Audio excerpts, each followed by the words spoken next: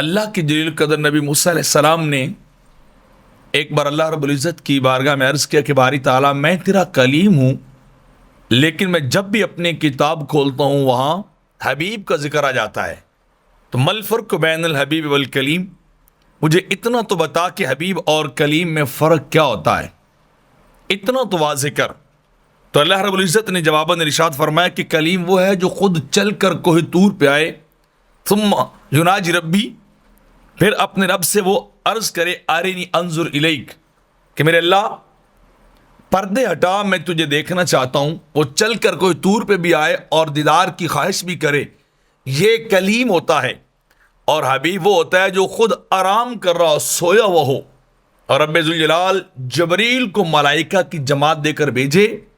اور پھر پیغام یہ دے ان اللہ قد اشتاق الی لقائک یا رسول اللہ، کہ اللہ کے رسول اللہ آپ کی ملاقات کا مشتاق ہے، آپ سے ملنا چاہتا ہے، آپ تشریف لے چلیے۔ تو پورے تزک و احتشام کے ساتھ،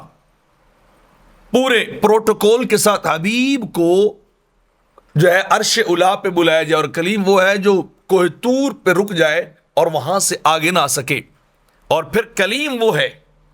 جو چھٹے آسمان پہ بار بار حبیب کی زیارت کرے اور اپنی معراج کر رہا ہو، اپنے لیے عروج اور بلندیوں کا سامان اکٹھا کر رہا ہو، اور حبیب وہ ہے جو بار بار پلٹ پلٹ کر خدا کا دیدار کرے، اللہ رب العزت کا دیدار کرنے والا ہو۔ اور اے موسیٰ، کلیم وہ ہے کہ جو خود کتاب لینے کے لیے چل کر کوئی طور پہ جائے، وہاں چلہ لگائے،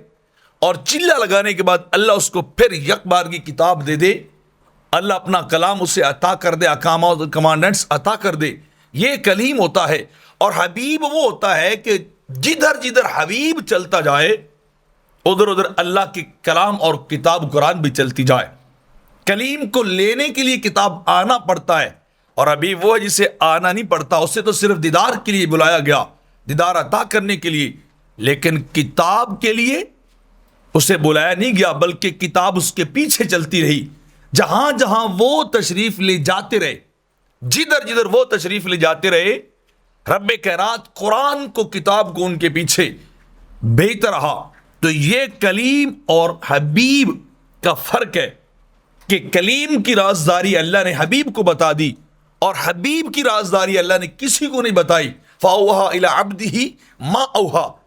اللہ نے جو باتیں کی اپنے حبیب سے باتیں کی، اپنے عبد خاص سے باتیں کی،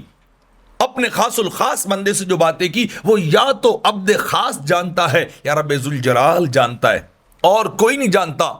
تو کلیم کی باتیں پورے زمانے کو بتا دیں، اور حبیب کی باتیں صرف اپنے تک یا حبیب تک کی رہنے دیں۔